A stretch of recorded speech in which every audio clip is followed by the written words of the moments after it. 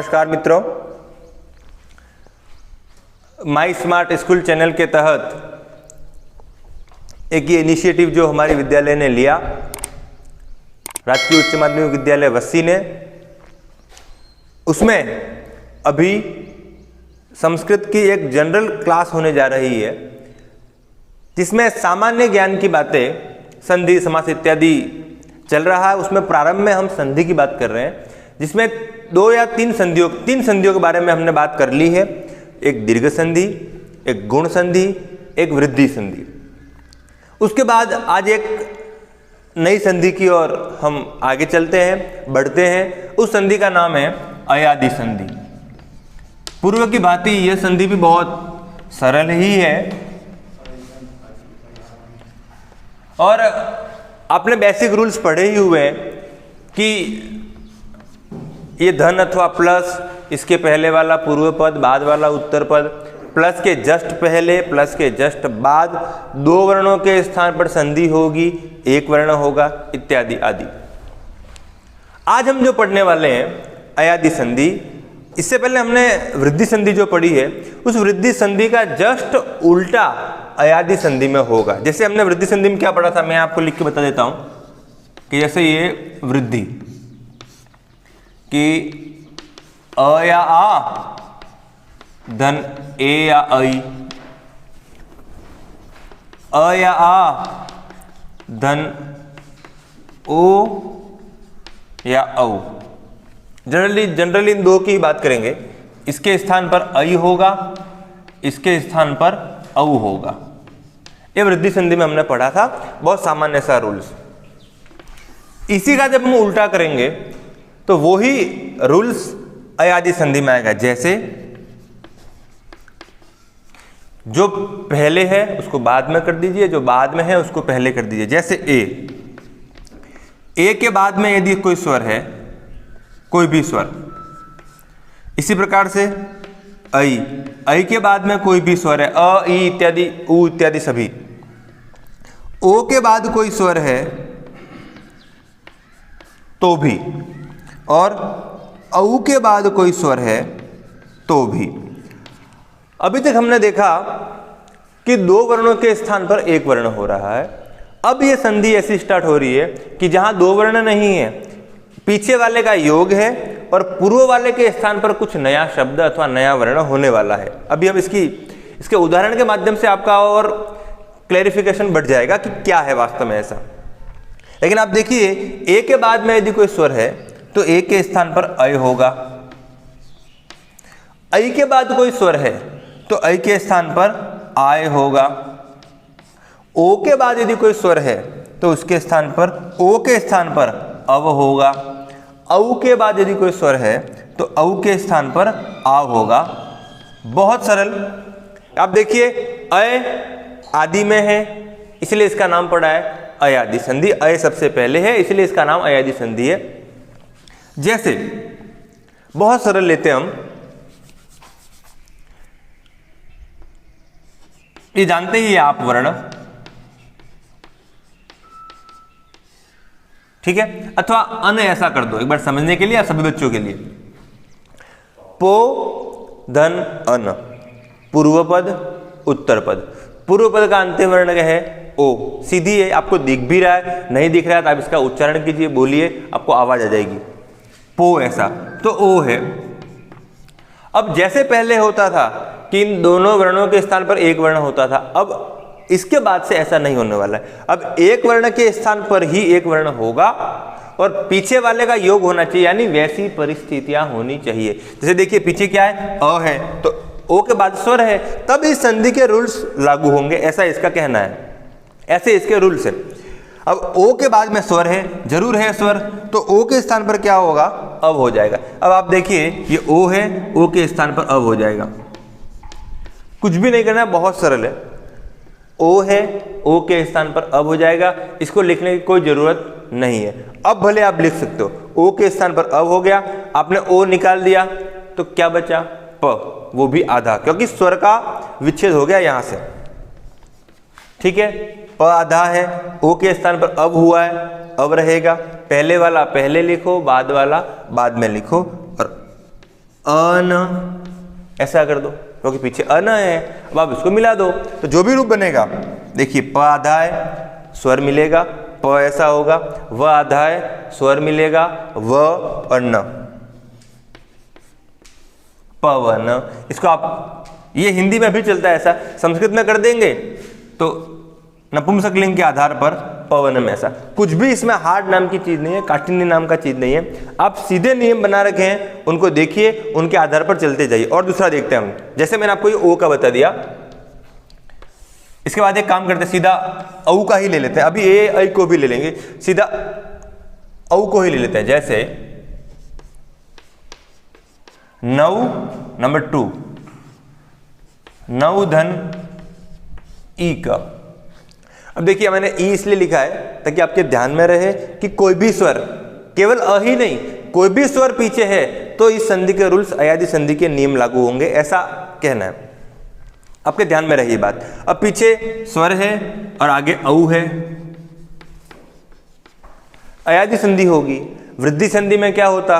वृद्धि संधि में औ, ओ इत्यादि बाद में होते, पहले नहीं। ये वृद्धि संधि का उल्टा है। अभ्यास से आपके दिमाग में सुदृढ़ता होगी, डिटरमाइंड होगा इसका। अब जब औ है, पीछे स्वर है, अयादी संधि लगेगी।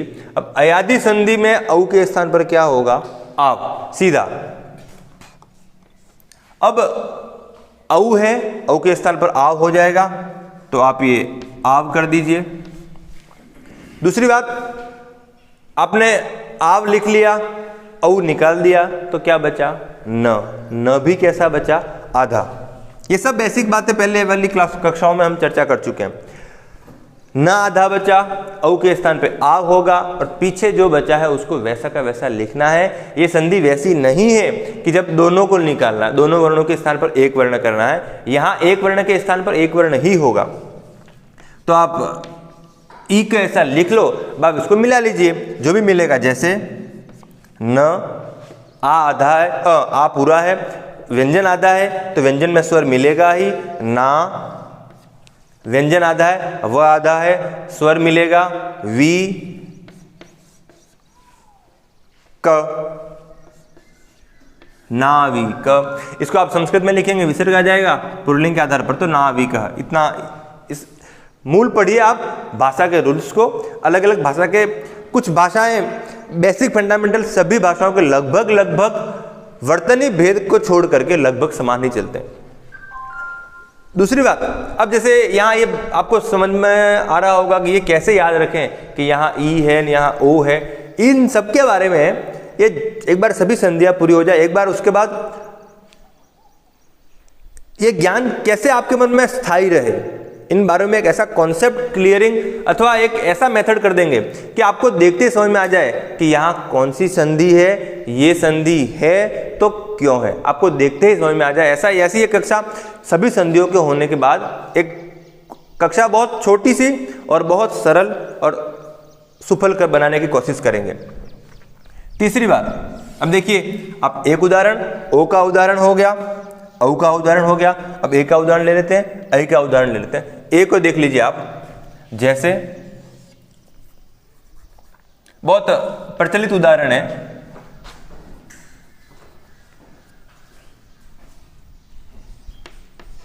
इसको करते हैं हम, गवे धन अ, अथवा इसको इससे भी सरल करते हैं, जो आपके ध्यान में रहे, इसको हटाइए।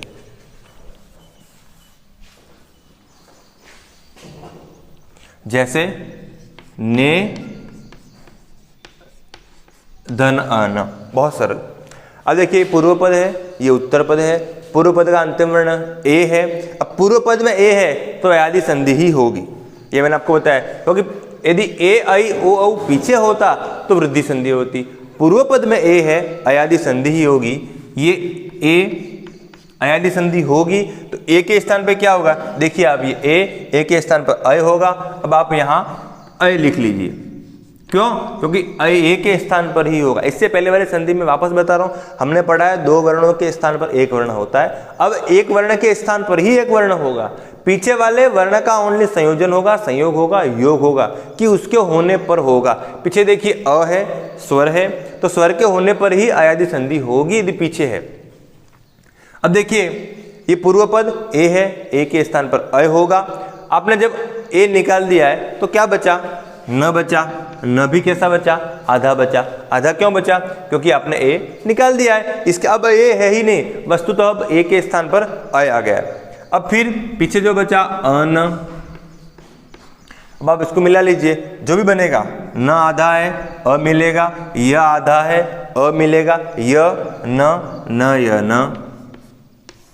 बहुत सारा नपुंसकलिंग करेंगे संस्कृत के हिसाब से, यनम नयनम, अथवा नयन ही रहने दीजिए, कोई समस्या जैसी बात नहीं है। पीछे चाहे 50 वर्ण हो उससे कुछ भी फर्क नहीं पड़ता। संधि हमेशा प्लस से जस्ट पहले, प्लस से जस्ट बाद ही होगी। पीछे कुछ भी लिख दो, आपको कुछ भी नहीं करना है, आपको इन शब्दों के आगे उतारते एज इट इज क्रमशः यथासंख्या आपको उतारते ही जाना है। चौथी बात, जैसे ऐ का उदाहरण, ए भी हो गया, अब ऐ देख लेते हैं। यहां देखिए आप, जैसे जानते ही हैं आप, इसको अभ्यास करेंगे आपको समझ में आ जाएगा। जैसे गई धन अक, जो लेंचरिक उदाहरण है, गई धन अक, पूर्व पद है, पूर्व पद में ऐ है तो अयादि संधि होगी। ए ऐ ओ औ यदि पूर्व पद में है अयादि संधि होगी। पूर्व पद में ऐ है और पीछे स्वर है तो होगी, पीछे स्वर का होना बहुत अनिवार्य है। तो ऐ हुआ। अब आप देखिए, अच्छा आपकी समझ के लिए मैंने आपको बता ही दिया ए और ऐ में क्या भेद है। पहले ये ऐ है, अब आपने पूर्व पद में ऐ है तो ऐ के स्थान पर क्या होगा? आय होगा ऐसा। अब देखिए आपने ऐ किया है, ऐ के स्थान पे आय कर दीजिए। अब क्या बचा? पीछे बचा अ का, उसको लिख लीजिए अपने आप के विश्वास के लिए, अ का, और आपने व्यंजन निकाल दिया, सॉरी स्वर निकाल दिया है। व्यंजन कैसा बचा? आधा। ग ये व्यंजन है, आधा बचेगा क्योंकि आपने स्वर निकाल दिया। अब वस्तुतः स्वर है नहीं, संधि के स्थान पर अथवा संधि होने पर ऐ के स्थान पर आय हो गया है, तो ग आधा बचेगा। अब आप मिला लीजिए जैसा भी है, कुछ भी नहीं मिलाना है, जैसा लिखा है क्रमशः वैसे चलते जाइए, आपको मिलाना है। तो ग आधा, आगे स्वर है आ मिलेगा, गा बनेगा। य आधा, आगे स्वर है पूरा होगा, य होगा, और पीछे क तो रूप बनेगा गायक। ये चारों उदाहरण अयादि संधि के हैं और संधि के हैं, यानी जो वर्ण विच्छेद हुआ है उन वर्णों को मिलाने के। इसी प्रकार से हम एक अभ्यास, जो वर्ण मिले हुए हैं उनको अलग करने का भी कर सकते हैं, क्योंकि अभ्यास ही आपको विजयी बनाएगा। अभ्यास से ही आपके सभी ये जो बातें हैं आपके दिमाग में निरत रहती रहेंगी और ये ज्ञान आपके लिए सुदृढ़ हो जाएगा। जैसे ये बहुत सरल सी बात है, अब हम इसको रहने दिया जाए, इसके नीचे ही करते हैं। जैसे इसके नीचे करते हैं, जैसे नंबर 2 ओ का ही एक दो उदाहरण देख लेते हैं, फिर आप अभ्यास कर दीजिएगा, घर पे उदाहरण हम लिख लेंगे उनका। जैसे भवन, कुछ भी नहीं करना है, यहां आपको विच्छेद दे रखा है, संधि करनी है। अब यहां आपको संधि दे रखी है, विच्छेद करना है। समझने की बात यह है, पहले भी हम इसकी चर्चा कर चुके हैं कि विच्छेद कहां होगा, टुकड़े कहां होंगे, जहां संधि है वहां। अब आप देखिए अयादि संधि ये 4 हैं, इन चारों में ऐसा क्या वर्ण है जो यहां आ रहा है? अय आपको यहां कहीं दिखता नहीं, अव दिखता है, यहां अव है, आय यहां कहीं दिखता नहीं, आव यहां कहीं दिखता नहीं। अब आपको यहां अव दिखता है, अब आप पता लेके लगाइए अव कहां है। और आपको मैंने पहले बता दिया है, संधि विच्छेद में पहले वाला करना है और संधि में बाद वाला करना है। दैट मीन्स वर्ण को मिलाना, वर्ण को अलग करना। अब यहाँ अव है, अव किसके स्थान पे होता है? अव ओ के स्थान पर होता है, तो यहाँ पूर्व पद में ओ ही आएगा। जैसे अब आप देखिए, यहाँ देखिए, इसको ऐसे लिखिए, भ अव और अन, क्योंकि ये मिलाएंगे तभी ये बनेगा। अब आपको कुछ भी नहीं करना है, ये जो अव है ये अव किसके स्थान पर होता है? अव ओ के स्थान पर होता है। आप अव को निकालिए और अव के स्थान पर ओ रख लीजिए। जैसे यहाँ ओ रख लीजिए, भ आधा है, ओ मिल जाएगा भो, और प्लस लगा दीजिए, पीछे वालों को पीछे लिख लीजिए। अभी आपको सुनने में थोड़ा कठिन लग रहा होगा, कठिन चीज नहीं है, आप अभ्यास करेंगे तो आपको आएगा। मैं भी बहुत अभ्यास करता था, अभ्यास करके करके सीखा, और ऐसे ही आप भी कीजिए। जैसे एक और दूसरे उदाहरण हम देखते हैं, आपको और समझ में आ जाएगा। अभी जैसे इसको देखिए आप, जैसा ये किया है वैसा का वैसा उदाहरण हम देख रहे हैं। जैसे नायक, जैसे ये गायक, ऐसा ही नायक। अब आप देखिए गायक में गई है, गई के स्थान पर गाय हुआ है, तो यहां नाय है, वो किसके स्थान पर होगा? वो नई के स्थान पर होगा। ये आपकी कॉम्प्रिहेंसिव बुद्धि है, आप अपने हिसाब से इसको कर सकते हैं बिना सूत्रात्मक गए हुए। जैसे क्यों? क्योंकि गई के स्थान पर गाय हुआ है, तो नाय किसके स्थान पर होगा? नाय नई के स्थान पर होगा। ऐसा भी आप पता लगा सकते हैं कि नई, क्योंकि नई के स्थान पर नाय, यदि गई के स्थान पर गाय होगा तो नई के स्थान पर क्या होगा? नाय होगा। सीधी बात है, ऐसा भी आप पता लगा सकते हैं। अन्यथा सिस्टमेटिक तरीका हम देखते हैं, कुछ भी नहीं, वापस जैसे मैंने ऐसा लिखा ऐसे लिखिए आप, कि जैसे न आधा और आय दिख रहा है आपको, क्योंकि आय अयादी संधि में आता है, आय अक। अब आप ये देखिए, ये वर्ण अयादी संधि का है, आय, ये रहा। अब ये पता लगाइए आय किसके स्थान पे होता है? आय ऐ के स्थान पे होता है। तो जैसे आप यहां आय को निकालिए, नहीं ऐसा कीजिए। क्यों? क्योंकि जब आप संधि करेंगे तो नई के स्थान पर ही आय होगा और तभी ये रूप बनेगा, नहीं तो रूप बनेगा नहीं। आप ओ लगा लीजिए यहां, जैसे आपने ओ लगाया, ओ के स्थान पर क्या हो जाएगा? अव, तो नव अक बनेगा। नवक हमारे यहाँ तो नायक है, इसलिए ओ लगेगा ही नहीं, यहाँ ऐ ही लगेगा, क्योंकि जिस स्थान से आप जा रहे हो उसी स्थान पर आपको वापस आना है। यदि आप ए से निकलकर आय तक जा रहे हो तो आपको आय से निकलकर वापस ऐ तक ही आना है। ये आय है, आय के स्थान पर आप वापस ऐ कर दीजिए, तो नहीं, और यहाँ बीच में प्लस कर दीजिए, और बीच में प्लस क्यों आएगा? क्योंकि ए ऐ ओ औ ये पूर्व पद के अंतिम वर्ण ही रहेंगे, तो नहीं हुआ, धन अक हुआ। अब आप इसको मिलाइए, दैट मीन्स इसकी वापस संधि कीजिए। इसकी वापस संधि करने के बाद यदि आपके पास नायक ऐसा आता है तो आपने जो संधि विच्छेद किया है वो सही, और यदि आपके पास नायक ऐसा नहीं आता है तो आपने जो संधि विच्छेद किया वो 100% रॉन्ग, 100% गलत। ये क्रॉस चेकिंग अथवा क्रॉस वेरिफिकेशन आप अपने लेवल पर स्वयं कर सकते हैं। इसी कई उदाहरणों की हम बात कर सकते हैं, इसमें इत्यादि। अब जैसे 2-5 उदाहरणों की मैं आपके सामने लिस्ट रख देता हूं, आप अपने घर पे अभ्यास कीजिए, और ताकि आपके दिमाग में ये जो सूत्र है अथवा ये पूरा उदाहरण है, ये उदाहरण आपके दिमाग में एक हस्ती ज्ञान हो जाए, आपके हाथ में ऐसा ज्ञान हो जाए, ताकि आपको इनका अभ्यास बार बार न करना पड़े, आपके दिमाग में ये स्थायी बन जाए। जैसे, और आप वीडियो पॉज करके पहले मिटाने से पहले का वीडियो पॉज करके इन्हें अपनी कॉपी में उतार लीजिए और 2-3 बार देखिए, और देख कर आप अभ्यास कीजिए, क्योंकि इसमें लिख रखा है, मैंने बताया आपको कि कोई उदाहरण ए का है, कोई उदाहरण ऐ का है, कोई उदाहरण ओ का है, कोई उदाहरण औ का है। जैसे अब नए उदाहरणों की बात करते हैं। इन उदाहरणों को मैं सिद्ध नहीं करूंगा, आप केवल अपने घर पे जाके करिए।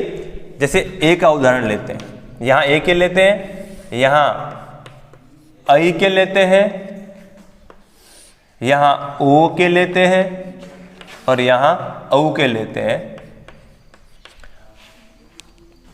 आप घर पे जाइए, इनको कीजिए, अभ्यास कीजिए, जो मैंने अभी करवाया उनके आधार पर। जैसे मैंने आपको अभी ए का करवाया नयनम, ये आप समझिए आपके लिए मॉडल है, एम है, जो मैंने आपको करवा दिया है, आदर्श है, इसके आधार पर आप कीजिएगा। जैसे मैंने ऐ का क्या करवाया, ऐ का करवाया आपको गायक, ये आपका मॉडल है।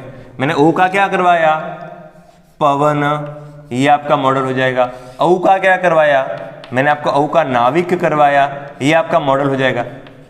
विच मीन्स आपको इनके आधार पर, इनको देखकर ही जो उदाहरण मैं दे रहा हूं वो सॉल्व कीजिए, क्योंकि वहां वो ही चीज लगेगी।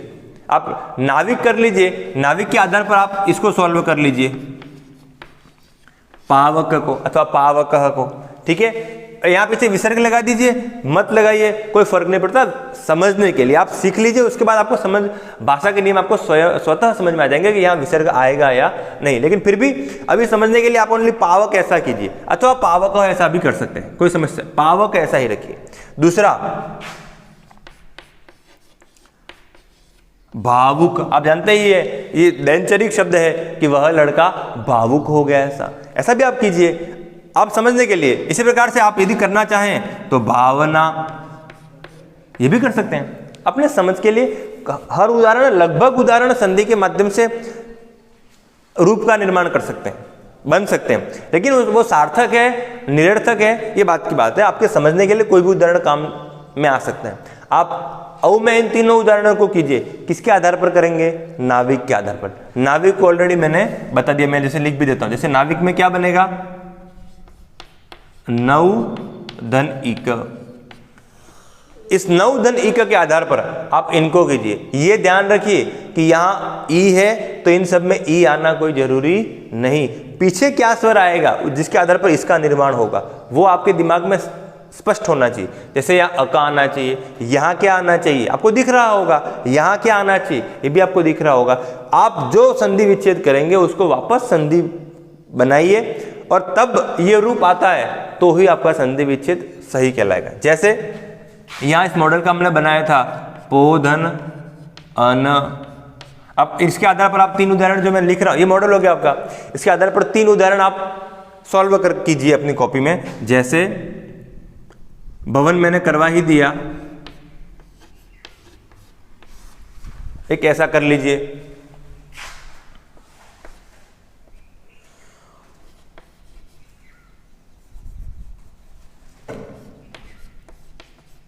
इसको कीजिए आप, गवेषणा को कीजिए, लवण को कीजिए, गवेषणा को कीजिए, और यदि प को करते हैं आप तो पवित्र कीजिए, इसको कीजिए आप। इन तीनों को कीजिए पो धन अन के आधार पर, ये तीनों भी ऐसे ही बनेंगे। जैसे यहाँ गायक में हमने क्या किया था? गई धन अक किया था इस मॉडल के संधि विच्छेद के रूप में। अब आप इसी मॉडल के आधार पर तीन और उदाहरणों को कीजिए जो मैं लिख देता हूं। जैसे लायक, सायक और इसको कीजिए आप पायल को, जो आए दिन आपके दैनचर्या जीवन में आता रहता है, पायल को। इसी प्रकार से यहां आप एक हरे को कीजिए, इसी प्रकार से यहां अयन को कीजिए, और इसी प्रकार से यहां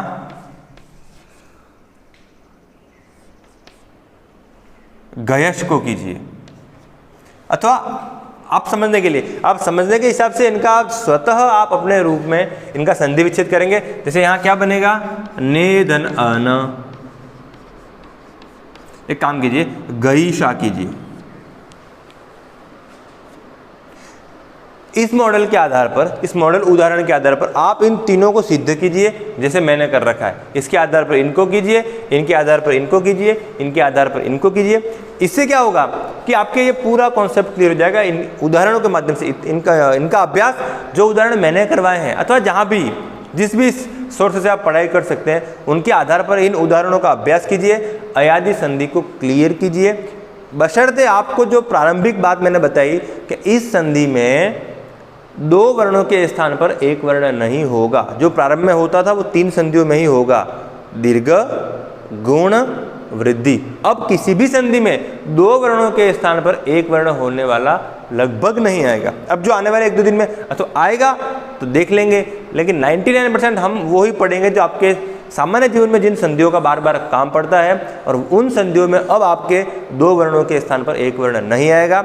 अधिक से अधिक अभ्यास कीजिए, देखिए, एक दूसरे को बताइए कि ये पढ़ने लायक सब्जेक्ट्स है अथवा ये पढ़ने लायक चैनल है जहाँ सभी विषयों के अध्यापक अपने हिसाब से कैसे, अब ये जो ज्ञान है ये प्रतियोगिता के लिए भी है, लेकिन हमारा उद्देश्य केवल और केवल अपने पेशे के प्रति ईमानदारी है। आप देखिए और स्कूली शिक्षा के लिए विशेष इंपॉर्टेंट है। ये आगे इंपॉर्टेंट नहीं है, महत्वपूर्ण नहीं है, ऐसा मैं नहीं कह रहा, लेकिन स्कूली शिक्षा के बच्चों के लिए सरलतम रूप में कैसे बच्चों के पास ये ज्ञान पहुंचे, ये बहुत जरूरी है। पढ़ाने वाले बहुत है, दौड़ से वाइट कपड़े वाले बहुत सारे, लेकिन कैसे ये वाइट कपड़ा आप तक पहुंचे ये बहुत इंपॉर्टेंट है। आपकी इच्छा हो लाइक कीजिए, सब्सक्राइब कीजिए, शेयर कीजिए, नहीं तो इतना कुछ भी नहीं कर सकते हैं तो कम से कम बुराई मत कीजिए कि ये क्या किया, कुछ भी किया, हमने प्रयास किया। धन्यवाद।